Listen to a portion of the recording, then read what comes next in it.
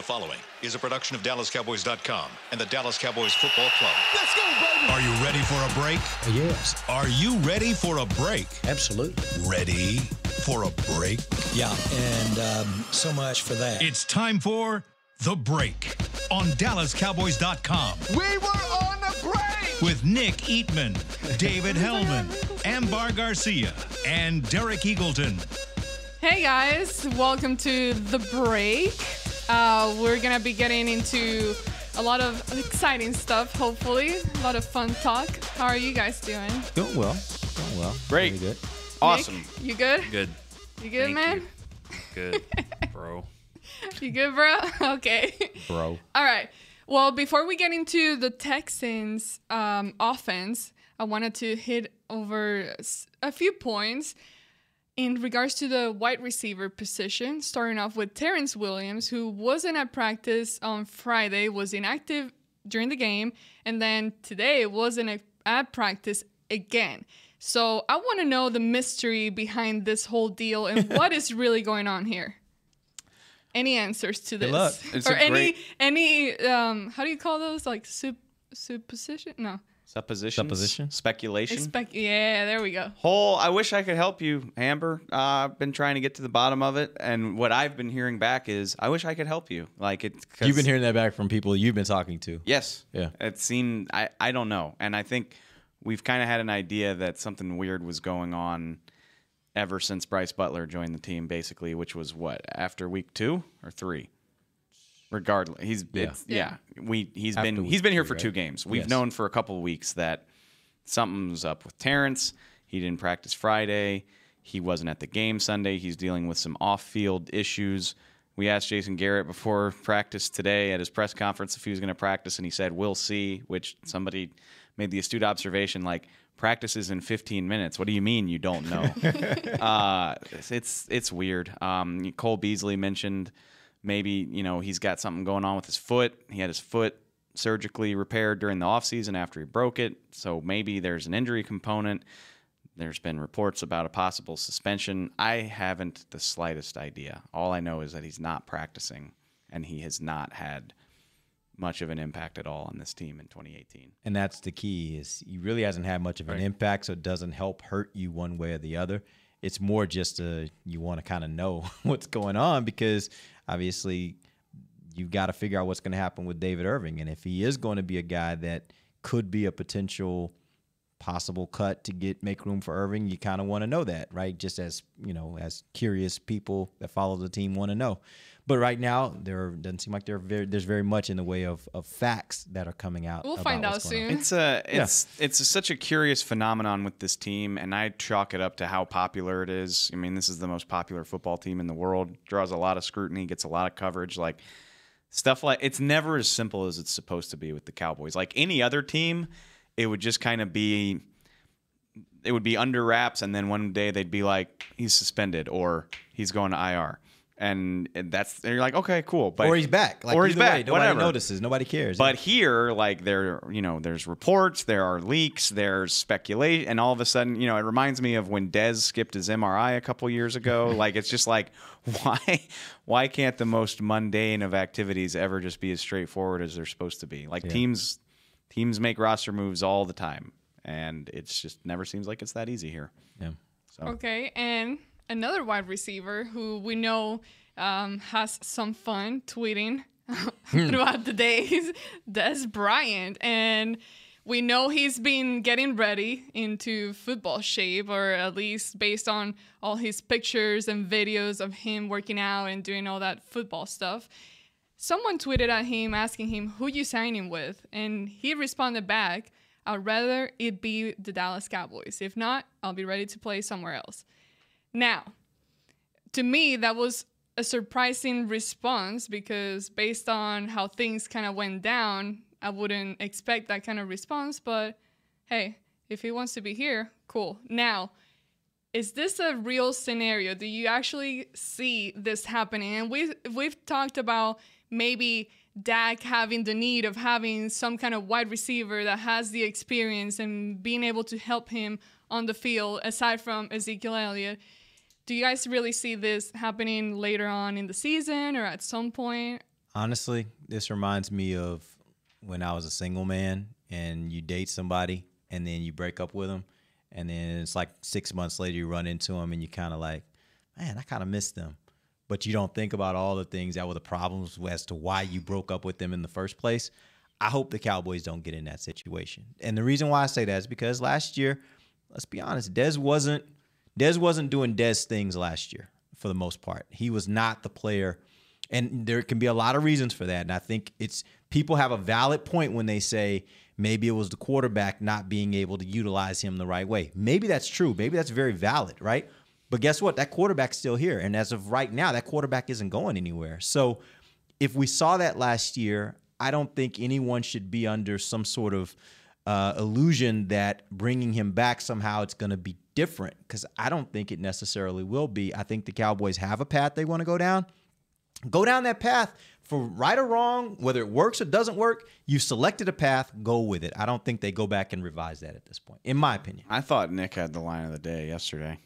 We were talking about this, which people that listen to the show don't know William, but William works on the back end with us. You know, he posts a lot of our stories, does a lot of web stuff, crucial piece of what we do behind the scenes. But Rob was like, well, yeah, Dez said if he could sign anywhere, he wants to play for the Cowboys. And Nick goes, so does William. So what? Like, of course Dez wants to play for the Cowboys. Good, Dez always wanted to play for the Cowboys. William was like, just give me one rep. Just one rep. I'm good for a rep. This whole thing, it was never about what Dez wanted to do. It was about what the Cowboys wanted. And I get it. I love Dez Bryant. Part of me probably would be excited to see him re-sign just for the spectacle of it all. But good numbers. Yeah, no, exactly. I mean, the story would get clicks. There's no doubt about that. You can get some extra attention. I love that part. I mean, at this point in the season last year, Dez had 212 receiving yards. That's about 53 a game. He did that on 16 catches, which is 4 a game. More importantly than that, 40 targets. So he's catching less than half of his targets for 53 yards a game. He did have 2 touchdowns, but remember, those numbers are super inflated because Dak was just chucking him the ball. He threw him the ball 16 times in a 30-point loss in Denver. Yeah.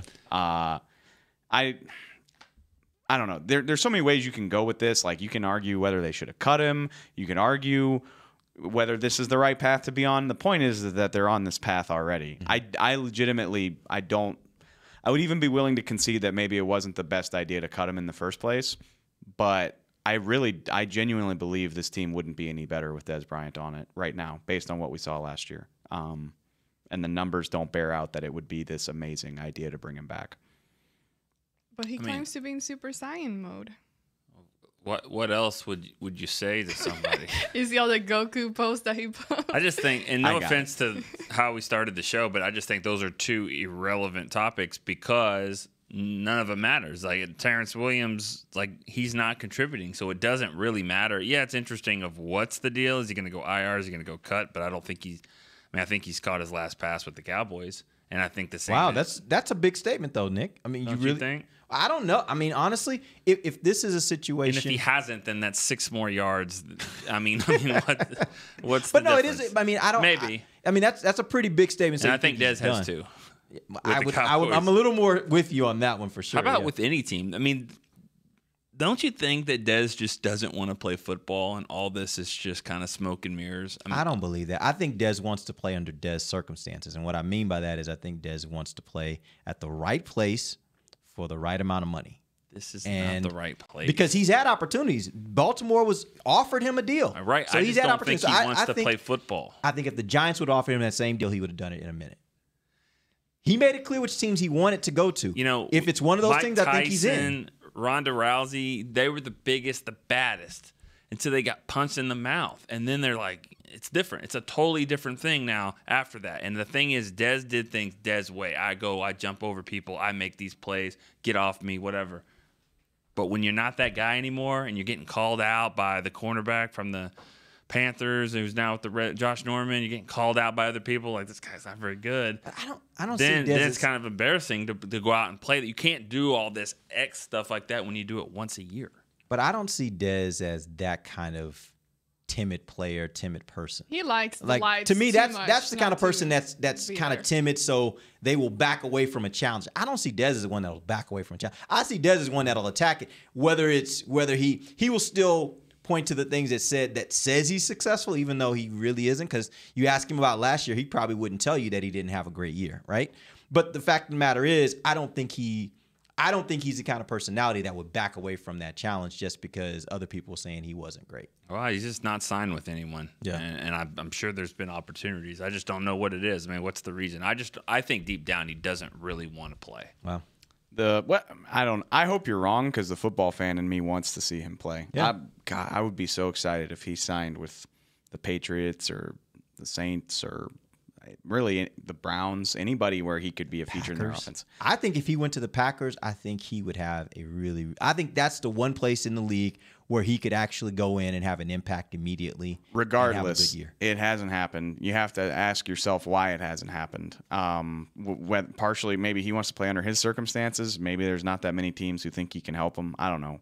The other point I want to make is that what's different from April to now? Like, what changed here in Dallas? So you could say, well, the offense looks like crap. The wide receivers aren't any good. Like, the Cowboys knew exactly what they were signing up for when they did this. Like, I can go pull you the sound clips from May when they were like, it's going to be on Zeke to play well until these receivers find their footings. Like, we know we're facing stack boxes. We know these guys, we're going to have to have a wide receiver step up. Like, it's not like they were expecting these guys to be magical Pro Bowlers from the word go. Yeah.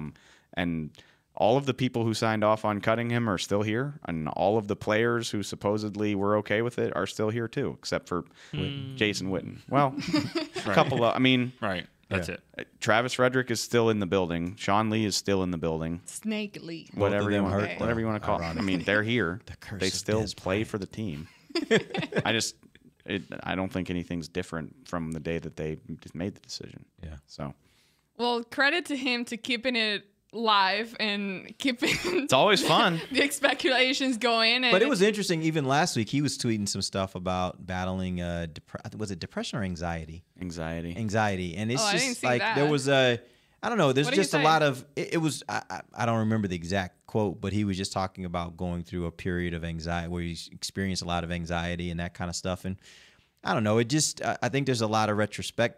There's a lot of retrospectiveness, if that's a word, coming from Dez right now. Like, I think he's probably coming to terms with the idea that maybe he's not as valued around the league as he thought he was. Like, people aren't just saying, we will give you what you want. We just want you on our team. And so I think there's probably some of that happens with every professional athlete that has always been the top when he gets to a point where he realizes everybody doesn't see him as the top, right? So I don't know. I wonder if some of that's happening. And that's my point. I mean, it's easier to just not play and not be exposed because of what the character that he's kind of created. And it's tough to go back on that and just be this guy that's kind of hanging on. And I think that's what Jason Witten did not ever want to do, is to play like that when you're in a liability. And it was getting kind of close. And he still made the Pro Bowls last year, but it was getting kind of close. He was getting penalties a lot, offsides, whatever. And I think he was like, it's better to go do this. And that's just, and the thing about it is former players, they may or not miss the game, but most of them miss the spotlight. And that's the thing. Dez is going to continue to be in the spotlight. Did you see on social media, what was that, the other night whenever the Drake concert was happening, there were a bunch of fans there and they were all throwing up the X for Dez. And, you could see in his face that there was just that moment of, man, this is cool. I kind of miss this, And Drake so what you're saying- himself threw up the X. Yeah, no doubt. in But a I'm just photo, saying, so. that's the part that gets to what you're saying is missing that adulation that you get, that feedback you get from fans of you're the man. That could be hard, I would assume, I'll bet you my paycheck that neither Terrence Williams nor Dez Bryant registers a catch for the Cowboys on Sunday night. This coming Sunday? Yeah. Right now. It's pretty safe bet, Dave. Yeah. Great bet. Who are you betting with, by the way? I'm just anybody, all takers. So your best, your Rest of the checks is out there season. at this point. So at this point, if one of those things happen, This Sunday. we will take your check and decide how we want to disperse it. Sure. Throughout, just Hey, disperse it throughout the. There's no Cowboys risk sphere. in this for us, so I'm in on that. Okay. I'm good with that. God, I hope I don't regret that. I was about to say this is going to be really interesting if he's active. Friday morning, like breaking. Pretty funny. All right, let's take our first break, and when we come back, we'll get into the whole Texans offense. If you're like me and you love... if you have a thing, then cutting the cord is scary. But then I found out I could switch to DirecTV Now and still get the live sports I love. No satellite needed, no bulky hardware, no annual contract, just... Get the live sports you love. Try DirecTV Now for $10 a month for 3 months. Visit DirecTVNow.com. DirecTV Now. More for your thing. That's our thing. Use code REALDEAL. Limited time. Price for little package. After 3 months, renews monthly at full price. Currently minimum $40 unless canceled. Prices may change. New subscribers only. Cancel anytime. Content varies by package and may be limited. Restrictions apply. Star Sports Tours is the only official fan travel partner of the Dallas Cowboys, offering exclusive game weekend travel packages with sideline access and photo ops with current players, alumni, and cheerleaders. That's not all, though. You'll get to talk X's and O's with Senior Director of Player Personnel Will McClay, and of course with yours truly, me, Brian Broaddus. You can trust the official fan travel partner of the Dallas Cowboys, and with us, you'll travel like a pro. Visit cowboystravel.com to book your travel package today. Want to use what the pros use? How about the official men's skincare brand of the Dallas Cowboys, Jack Black? Right now, you can get the Jack Black Playmaker, a curated collection of Cowboys locker room favorites for just $10 with free shipping. The Playmaker includes 4 Jack Black skincare favorites, plus a full-sized Intense Therapy lip balm and a Cowboys can cooler. Go to getjackblack.com/Cowboys and use the code word Cowboys. The Jack Black Playmaker, $10, free shipping. While a player can look good on paper, it's when he's out on the field that you really find out what he's made of. That's why the Cowboys rely on more than stats and scouting reports when building their team.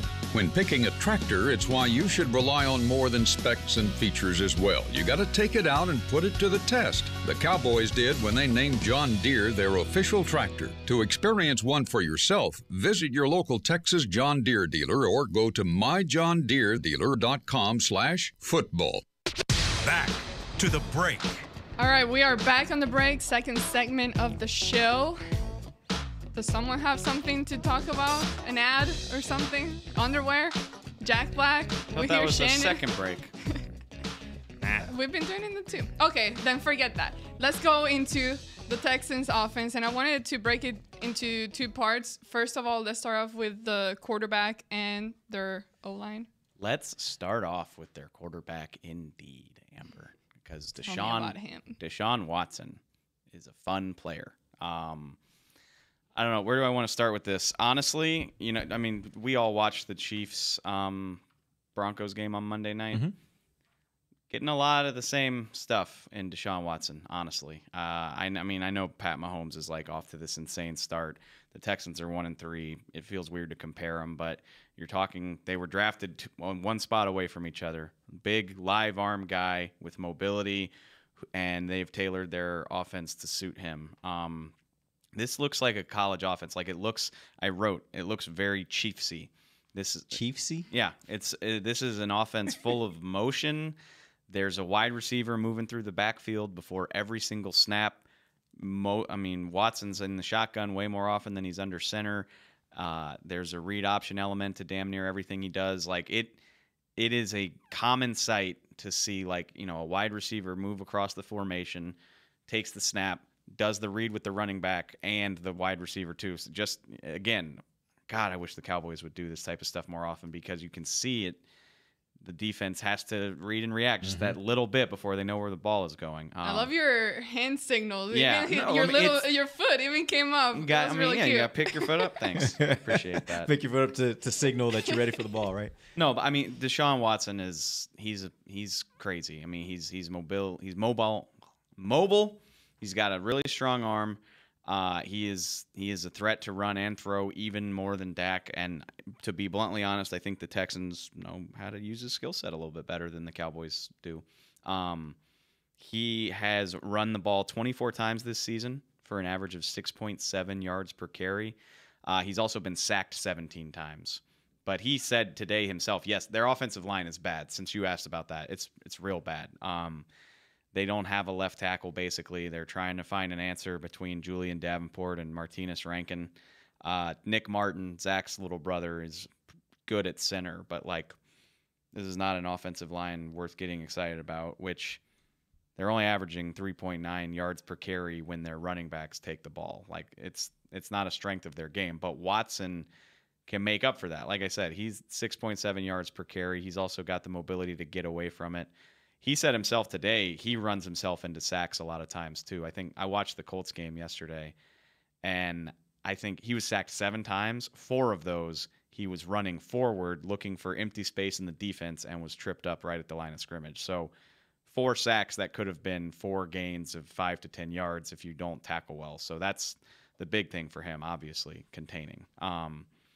But he's got great arm strength. It might not. I don't know if anybody's got as good of an arm as Mahomes right now, but he's got a cannon, and he's got DeAndre Hopkins, who's certainly on the short list of best receiver in the league, and then Will Fuller, who's a speed demon. Like he's got 2 very scary options on the outside who can do that type of stuff. And then real quick, what I just mentioned with all the motion, they got a kid named Kiki Kuti. Shout out Texas Tech for anybody listening, because he's only played in 1 game, but he looked scary when he did it. Against Indianapolis this past weekend, he was targeted 15 times, got 11 touches for 100 yards, averaged 10 yards per touch.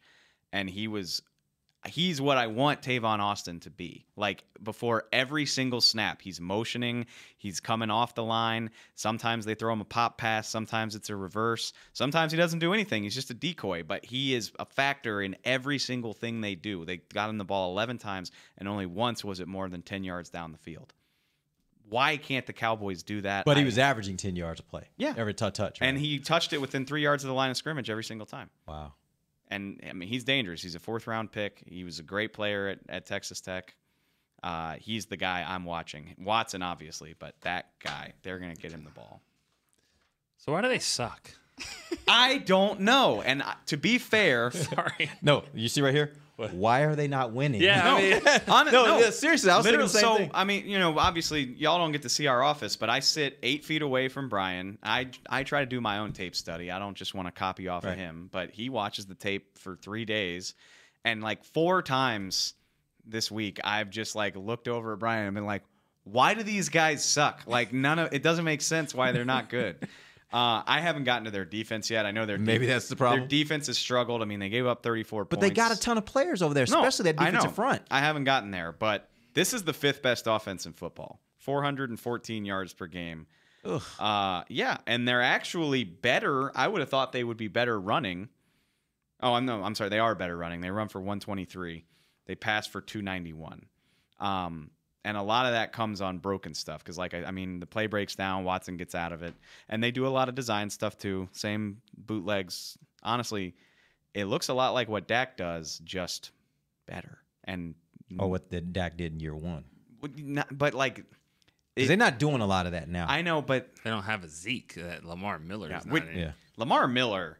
I remember, not to like, I'm not trying to pat myself on the back, but I know a lot of people wanted to sign him in free agency after DeMarco Murray left, which I know they don't have the line the Cowboys do, but like, he's, like the Texans running backs are like a waste of time. Like, even your boy Blue? He's fine for what he does. I mean, he's all right. I'm my boy Blue. I'm not talking about him. I'm proud of Alfred Blue because he came out of LSU like he barely got drafted. He's like just holding on. He's just still in the league. He's going to get a pension. He's not. He's a 3rd down back. He's not anybody that should scare you. But yeah, they can't. They don't run the ball well. Like when they want to run, they don't run well. But Watson scrambling and designed runs, and they're not afraid to do it. He's carried the ball 7 more times than Dak. And I think he's got 116 rushing yards on the season, and a lot of that is design stuff. Like I said about the Chiefs, like you'll see receiver motion down. They did this cool thing where Kuti, he comes out of the slot, comes into the backfield, motions back out, and then Watson runs a bootleg, but it's really an option where he pitches it out to Kuti. Like he's a spread quarterback in college, and they're trying to incorporate that into their offense instead of hammering a square peg into a round hole. So you look at these, and it sounds like from what you're saying, the best of what they do is their wide receivers and their quarterback. If that's the case, how do you think these cornerbacks on the Cowboys... Wait, before we get into that. Okay. Yeah. Ooh. Running the show today, Derek. Hey. Absolutely. Okay, go. That was going to be the second part of it. I know yesterday you guys talked about the Cowboys defensive line. You talked about the possibility of David Irving coming back, the Malik Collins injury. So given all of what is going on the Cowboys defensive line, how does this line match up against a team like the Texans? I think based on what we've heard so far. I think it matches up very well, and even better if David Irving can get 15 or 16 snaps in this game, because the line's not good. You can pressure Watson and get to him. The thing for me, like, they better tackle well, because if he gets out of it, then like he's gonna pick up yards. But I mean, this is much like we talked about that in Seattle. They got 2 sacks. They weren't great, but this is another opportunity for them to pile up some sacks here and impact the game for sure. Great game for DeMarcus. No, I'm just waiting. Like I'm waiting for my cue. Go ahead, hit it, Derek. No, I just wanted to know. Like, I get the defensive front, and I was a little less concerned about that matchup because it sounds like he's definitely a guy you can sack. Yeah. My bigger question is looking at the cornerbacks and how they match up. This will be the best wide receiver that they have faced so far this season, DeAndre Hopkins. I don't think there's a better receiver that they've faced this year. Do you? Odell Beckham is better. Yeah. I don't know if I believe that. And if you go back and look at their numbers for the last couple of years, I think DeAndre Hopkins, even with lesser quarterbacks, has been more productive. But it's arguable. It's arguable. Let's at least say from the standpoint of that, it's an arguable thing that he is at least, if not the top receiver, then the second receiver that they will have faced this year. That being said, how do you think they match up? Because he does present some issues for any team because he's a guy that can go up and get the ball. He's a guy that can go downfield. He has a lot of things in his game that makes him a very dangerous wide receiver. This is football 101, but if it was Eli Manning, I would be like, this is a decent matchup. Like, you're going to give up some yards, but the D-line's going to pressure him. They're going to get him on the ground, but Watson's ability to create plays makes it scary for anybody. I don't care if you got the Legion of Boom. I don't really like the Cowboys just following one cornerback with another receiver. But if I'm down in the red zone, I will do that. Who would you match up with? Byron Jones. I mean, Byron Jones was a first-round pick because he can jump, not because he could play. Long arms. Because he could jump. That's why he got him in the first round. He's gotten as a corner. He's having a good year so far. He's an athletic freak, and you're going to need that because that's the type of play what Hopkins does a lot. He's a big jumper. So I wouldn't do it all over the field, but when I get to that situation, I'm at least going to help myself. Not to say that Cheeto can't get up there and make plays and do that kind of stuff too, but I will probably put Byron on him just in those situations. Yeah, I agree 100%. Because Hopkins, he's not like he doesn't have that Dez build, but they throw him a lot of jump ball, especially in the red zone. Like they're going to try to. Well, he's lean and he can jump. Yeah, I like that matchup. Which as always, you're going to give up yards. You will, but what scares me is if Watson, if it becomes backyard football, especially talk about these safeties.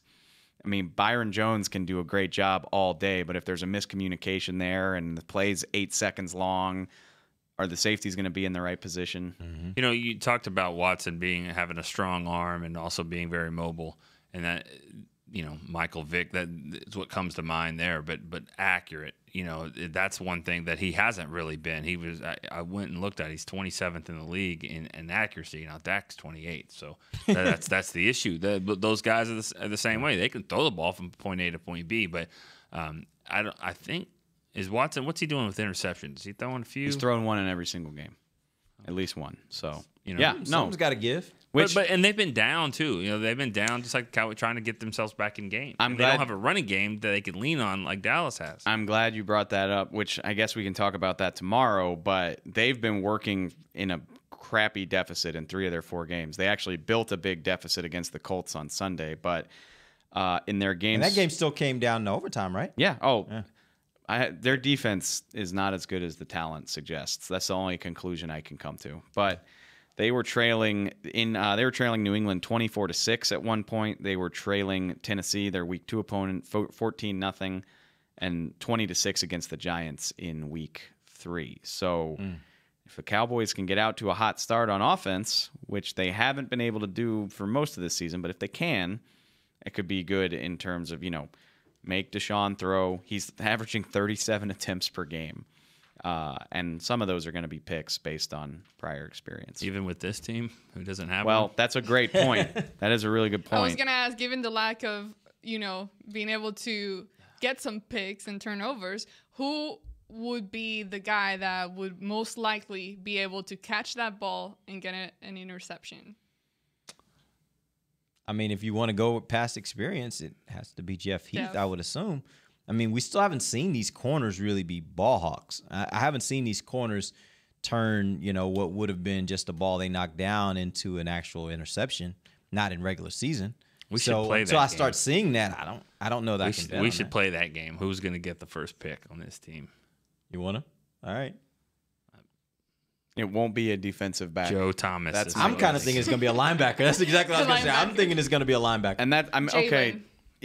Even if Watson has shown a penchant for picks, I think it's way more likely that you affect the game in the pocket. Like if DeMarcus Lawrence can rip around and strip him or something. I think that's based on what we've seen. It's more likely than forcing him into a ton of picks. I got to see that before I think it's going to happen. So. Right.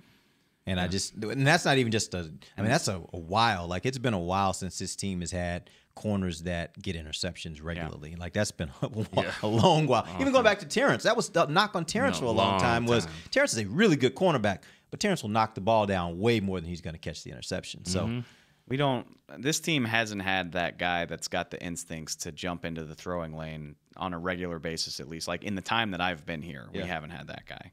Yeah. The only one, like you said, Jeff Heath, he's the one that has been the closest to making those kind of plays, but then he drops the ball. But even the numbers for that, like his numbers are very modest for interceptions. I mean, it's not like he's in the league leaders. He's just leading this team, which has been deficient when it comes to trying to get interceptions. So the other, which going back to affecting the game in the pocket, like I hope David Irving can do something in this game because this is football 101 to a degree, but as mobile as he is, Watson just he wants to be moving toward the line of scrimmage, obviously. Like if the rush, he doesn't completely trust his pocket, he loves to step up. Or should he? No, yeah. He loves to step up. Like he's going to try to step up right into the space, and it happens every time. Like he's looking to throw, but he wants to be moving forward because he can go and get 7, 8, 9 yards. That's a bad which decision is not, but that's not great team. right now when you think about it from the standpoint of where the Cowboys right now having the most injury issues. Right in the middle. And when you're talking about those two defensive tackles, like you got Crawford there, but Malik's out. You're just getting David Irving back, so who knows if he's even going to be active. Need him to play Do you have well. anybody to push the pocket? Need him to play well, both of them. Need David to play 15, 16 snaps, and I need Tyrone to ball out. Yeah, this is a game I would definitely use David a lot. As much as I thought I could get away with his level of energy. You know? I just wonder. You definitely, especially their right tackle gets beat all the time. Like DeMarcus Lawrence is going to have a good game, but I wonder if he'll be able to actually finish the play on a consistent basis. And that's because he's going to push up. Yeah, and that's not his fault. That's just Watson's a tough guy to defend. Yeah. All right, let's take our final break, and when we come back, we'll keep talking about this matchup. And you can also send us your question through Twitter at Cowboys Break. While a player can look good on paper, it's when he's out on the field that you really find out what he's made of. That's why the Cowboys rely on more than stats and scouting reports when building their team. When picking a tractor, it's why you should rely on more than specs and features as well. You got to take it out and put it to the test. The Cowboys did when they named John Deere their official tractor. To experience one for yourself, visit your local Texas John Deere dealer or go to myjohndeeredealer.com/football. Want to use what the pros use? How about the official men's skincare brand of the Dallas Cowboys, Jack Black? Right now, you can get the Jack Black Playmaker, a curated collection of Cowboys locker room favorites for just $10 with free shipping. The Playmaker includes 4 Jack Black skincare favorites, plus a full-sized Intense Therapy lip balm and a Cowboys can cooler. Go to getjackblack.com/Cowboys and use the code word Cowboys. The Jack Black Playmaker, $10, free shipping. Star Sports Tours is the only official fan travel partner of the Dallas Cowboys, offering exclusive game weekend travel packages with sideline access and photo ops with current players, alumni, and cheerleaders. That's not all, though. You'll get to talk X's and O's with Senior Director of Player Personnel Will McClay, and of course with yours truly, me, Brian Broaddus. You can trust the official fan travel partner of the Dallas Cowboys, and with us, you'll travel like a pro. Visit cowboystravel.com to book your travel package today. A man's Stetson doesn't just protect him from life's elements. It projects an unstoppable and legendary spirit, just like the men wearing silver and navy on the field every Sunday. Since 1865, Stetson hats are American-made with pride right here in Texas. They are still the official crown of all self-respecting Cowboys. And Stetson is proud to be on the field with America's team. Find Stetson hats in the Pro Shop or at Stetson.com today.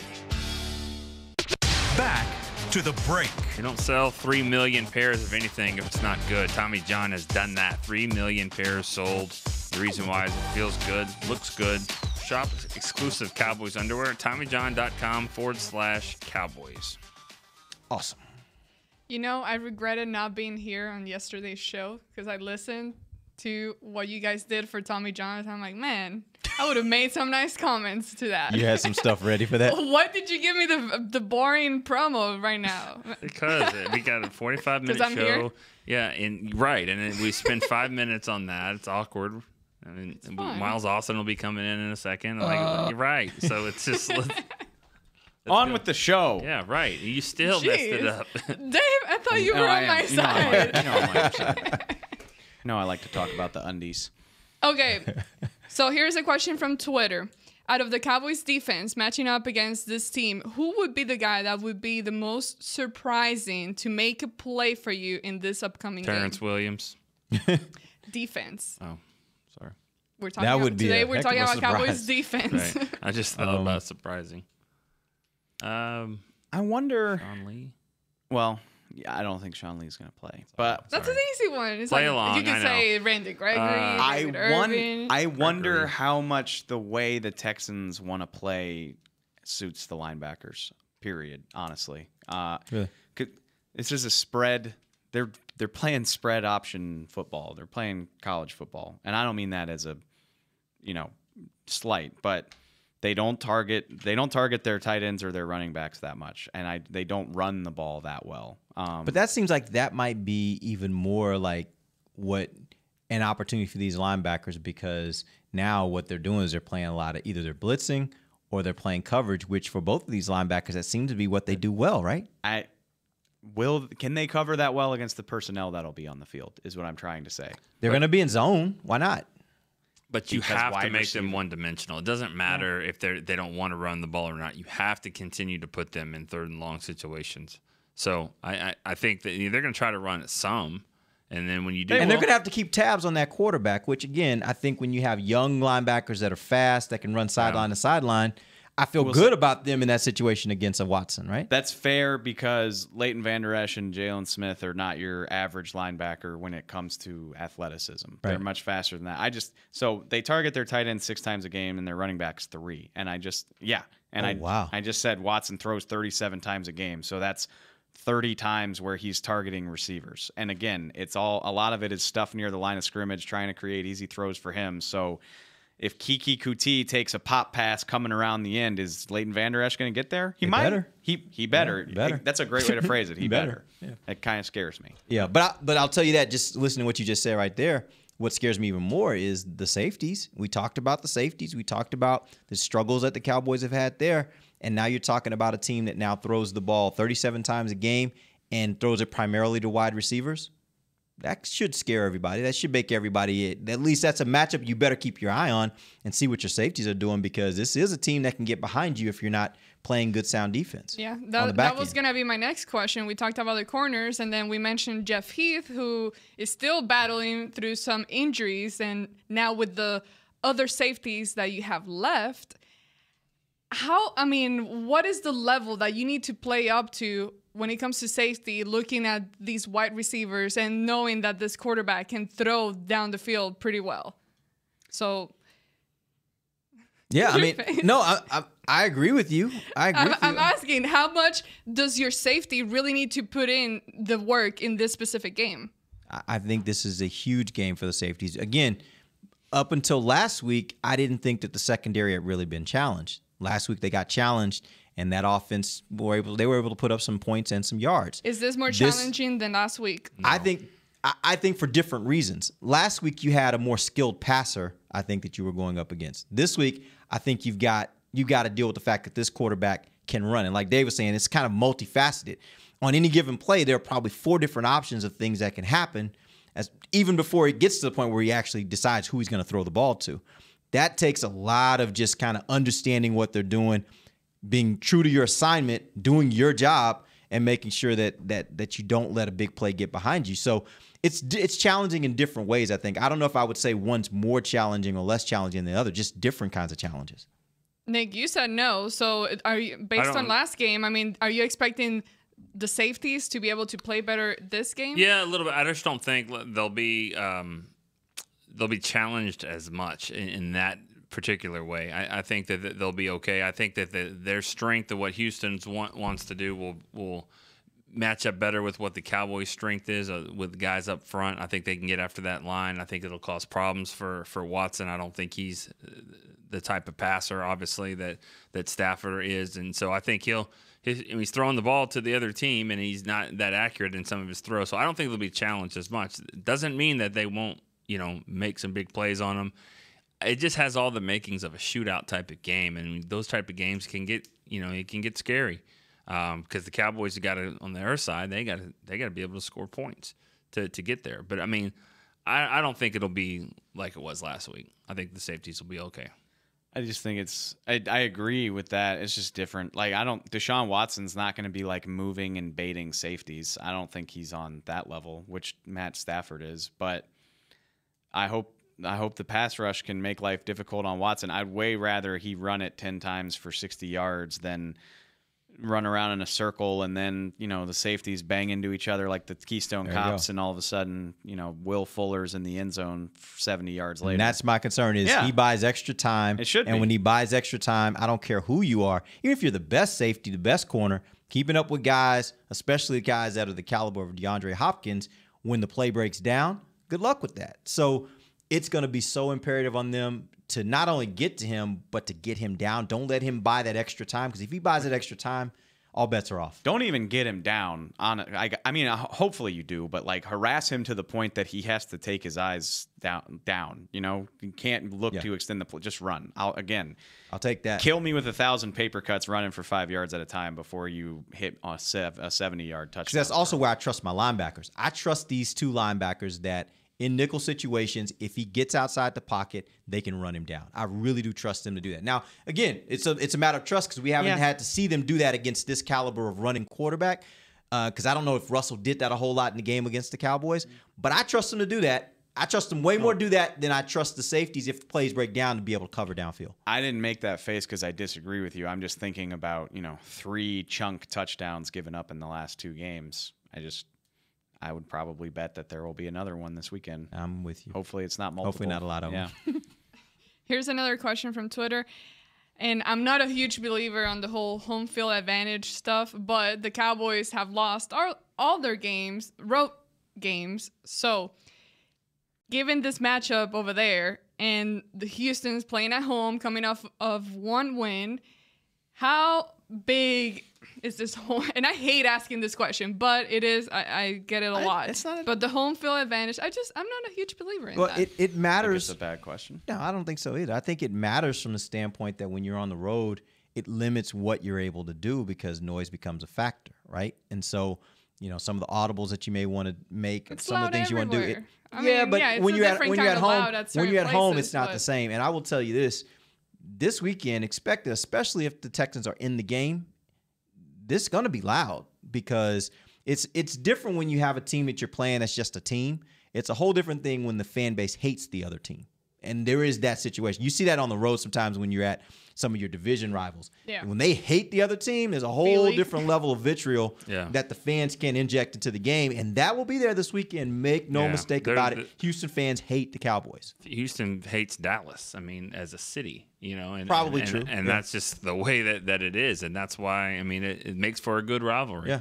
As you're going to intimate later in this week. I actually wrote it. It's already on the site. Oh, it's already right up? I thought you were doing it later this week. No, I wrote it today. I feel like Dallas and Houston, I think they should play every year. I think the NFL can figure out a way to do that, and I bet it happens at some point. But it'll be interesting. But remember, a lot of Dallas fans will be at that game as well. So there's a lot of Dallas fans in Houston. atmosphere. Home field advantage isn't a big deal if you're proven that you're capable of dealing with it. I mean, 6-2 on the road in 16 and 8-0 on the road in 14, but this team has looked like trash on the road going back to last year and certainly this year. So I think it's a thing. You got to prove that it's not a thing. There you go. So we'll see what happens. And tomorrow we'll get into the Texans defense versus the Cowboys offense. For Derek Eagleton, Nick Inman, David Hellman, and Member Garcia, this has been The Break on DallasCowboys.com. Great. This has been a production of DallasCowboys.com and the Dallas Cowboys Football Club. How about this, Cowboys? Yeah!